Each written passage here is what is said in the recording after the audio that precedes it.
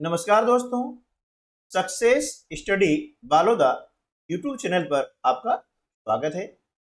हमारा घर हमारा विद्यालय कार्यक्रम के अंतर्गत राज्य शिक्षा केंद्र भोपाल के द्वारा कक्षा 6, 7 और 8 हेतु प्रयास पुस्तिका उपलब्ध करवाई गई है।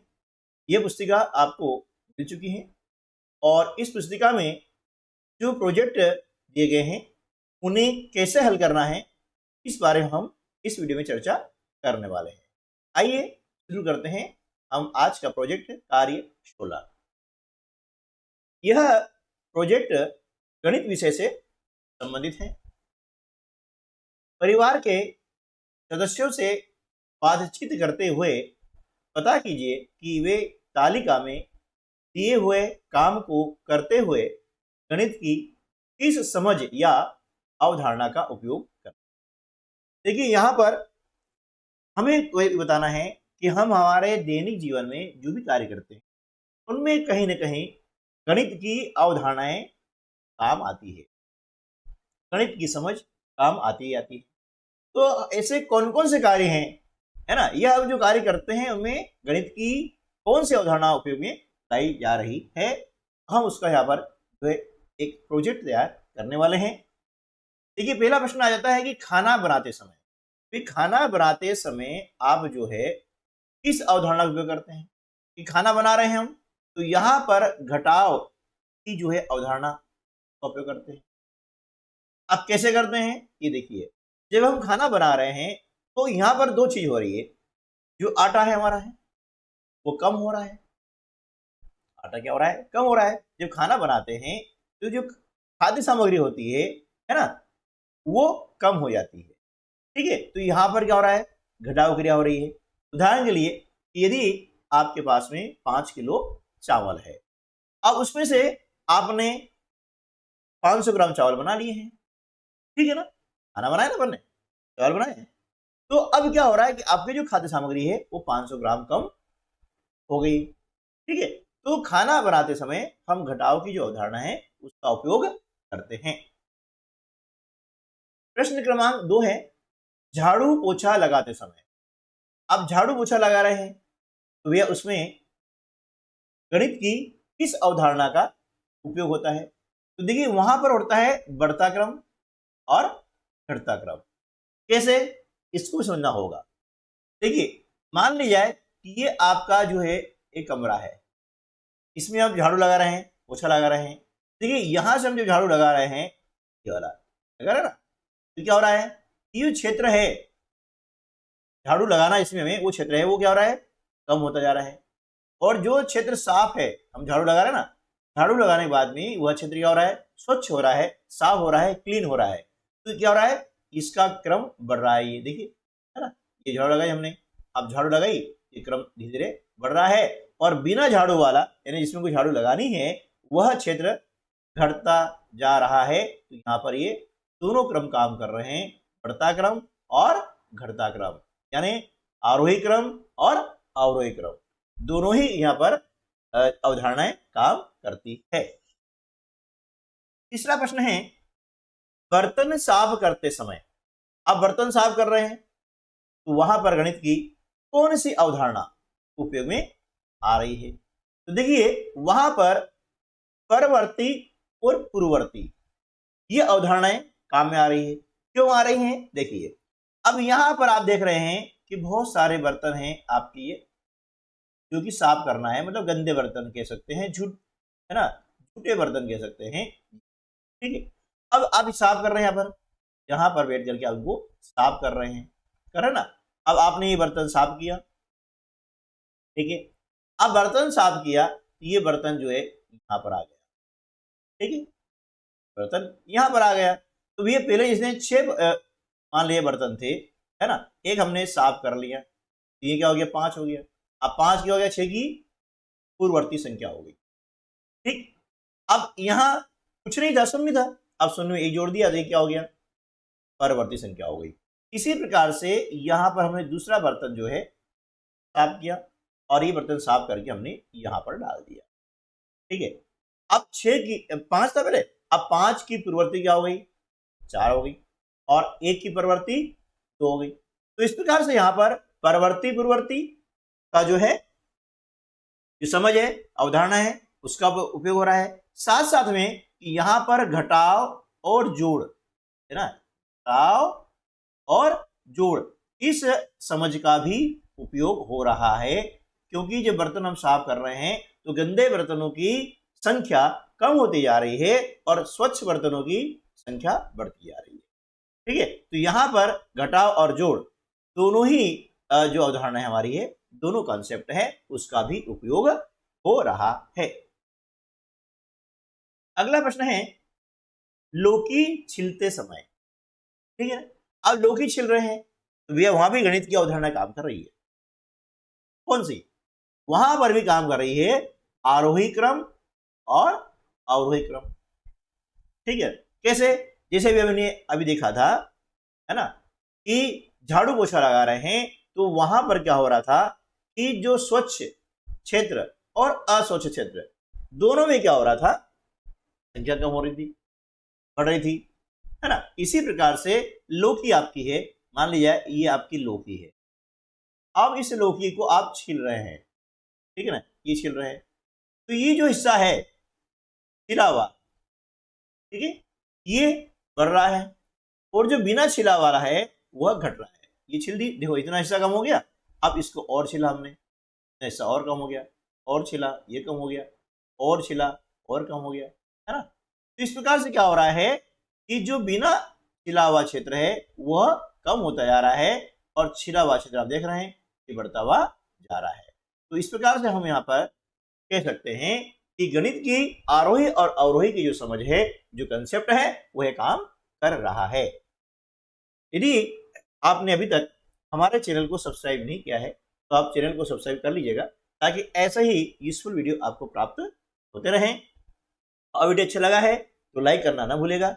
लाइक करने का, सब्सक्राइब करने का कोई पैसा नहीं है, ये बिल्कुल निःशुल्क है, और अपने अन्य दोस्तों को भी शेयर कर दीजिएगा।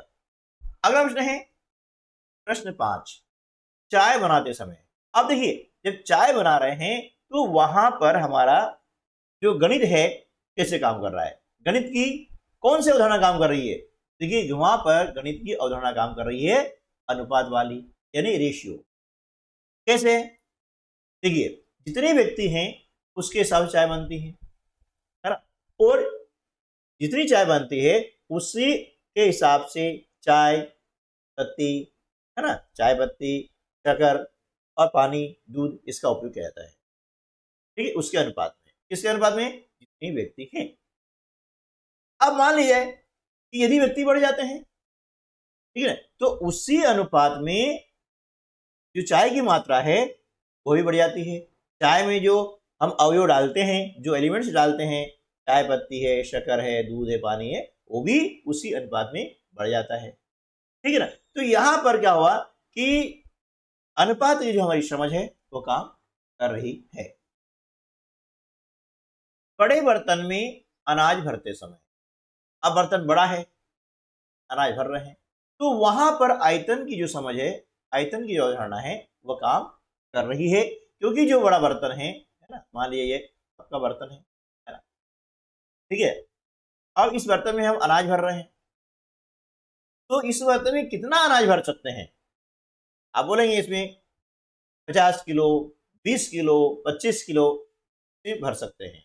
ये इसकी धारिता कहलाती है ना, ठीक है, तो इसकी धारिता मतलब आयतन, इसमें जितना स्थान होगा उतना हम अनाज भर सकते हैं, या पानी भर सकते हैं, पानी, है ना, दूध, तेल, कुछ भी, यानी बर्तन का अंदर का जो हिस्सा है ना, ये इसकी धारिता कितनी है, ये जो धारणा है होगी आपकी आयतन वाली, इसमें कोई भी सामग्री कितनी आ सकती है।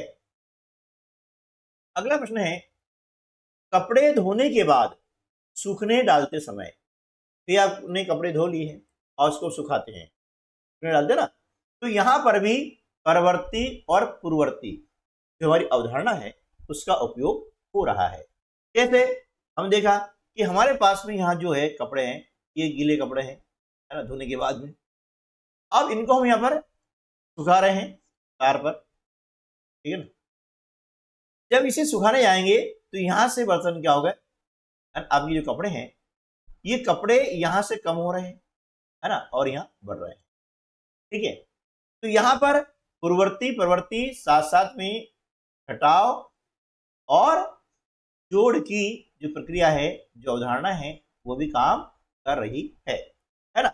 अब यहीं से मान लीजिए कि आपके पास में 1 2 3 4 5 6 7 और ये 8 कपड़े थे। अब 8 में से एक हमने कपड़ा सुखा दिया, है ना, 8 से एक कम हो गया, कितना बचा 7, तो 7 हो गई पूर्ववर्ती संख्या। यहाँ कुछ नहीं था, शून्य था, शून्य में हमने एक जोड़ दिया तो यह हो गई परवर्ती संख्या।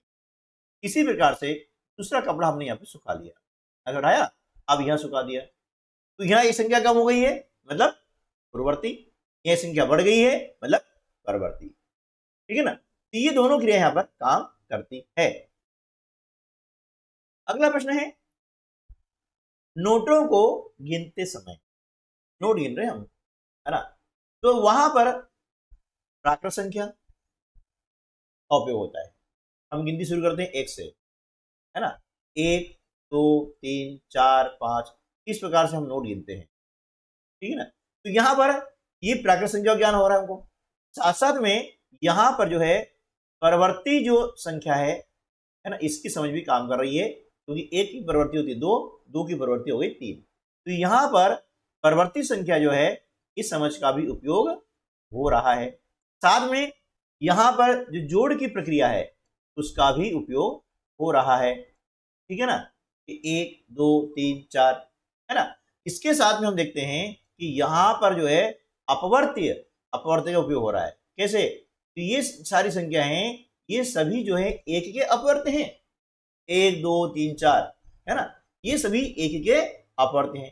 तो इस प्रकार से गणित जो है ना हमारा बहुत ही महत्वपूर्ण सब्जेक्ट है। गणित का उपयोग हर प्रक्रिया में होता है, सुबह उठने से लगाकर शाम को सोने तक जितने भी आप कार्य करते हैं उन सभी कार्यों में गणित का उपयोग है, इसलिए गणित बहुत ही महत्वपूर्ण है। यदि आप गणित कम पढ़ रहे हैं तो भैया गणित को पढ़ना शुरू कर दीजिएगा। ठीक है, अगला प्रश्न है, योग व्यायाम करते समय शारीरिक मुद्रा, अब उसमें गणित की किस अवधारणा का उपयोग होता है, तो उसमें भी रेखा कोण इन अवधारणाओं का उपयोग होता है। ठीक है, जैसे आप शवासन कर रहे हैं भैया, आप शवासन कर रहे हैं आप, तो वहां पर रेखा की अवधारणा काम कर रही है। ठीक है ना, उसके बाद में आप उष्ट्रासन कर रहे हैं तो वहां पर कोण की अवधारणा काम कर रही है। ठीक है, तो इस प्रकार से गणित है हर कार्य में लागू होता है, हर कार्य में गणित का जो दृष्टिकोण हमारा है उसको हम देख सकते हैं, और इसी प्रकार से आप जब भी कोई कार्य करें तो उसमें गणित की अवधारणा समझ का पहचान करें, है ना, कि हम गणित की किस अवधारणा का उपयोग कर रहे हैं। अगला प्रश्न है, तोरण यानी माला बनाते समय, देखिए जब तोरण और माला बनाते हैं तो वहां पर हम पैटर्न का उपयोग करते हैं। इसका उपयोग करते हैं पैटर्न का। आपने देखा होगा कि जब माला बनती है तो उसमें कुछ लाल फूल लगाए हैं, है ना, फिर हरी पत्तियां लगा दी गई हैं, फिर पीले फूल लगा दिए, है ना, फिर लाल फूल, फिर पत्तियां, फिर पीले फूल। तो इस प्रकार से रंग बिरंगे यानी पैटर्न होता है कि हमने 3 लाल फूल लगाए हैं, 2 हरी पत्ती लगा दी है, फिर 3 पीले फूल लगा दिए हैं, फिर 2 हरी पत्ती लगा दी है ना। इस प्रकार से ये क्रम चलता है, तो इसी को बोलते हैं पैटर्न यानी प्रतिरूप। ठीक है ना, तो इस प्रकार से गणित का उपयोग हम जो है सुबह उठने से लगा करके शाम तक सोने तक जितनी भी हम दैनिक क्रिया करते हैं उन सभी दैनिक क्रियाओं में गणित की किसी न किसी अवधारणा का, किसी न किसी कंसेप्ट का उपयोग जरूर होता है। तो आज के वीडियो में बस इतना ही, मिलते हैं अगले वीडियो में, तब तक के लिए नमस्कार, जय हिंद।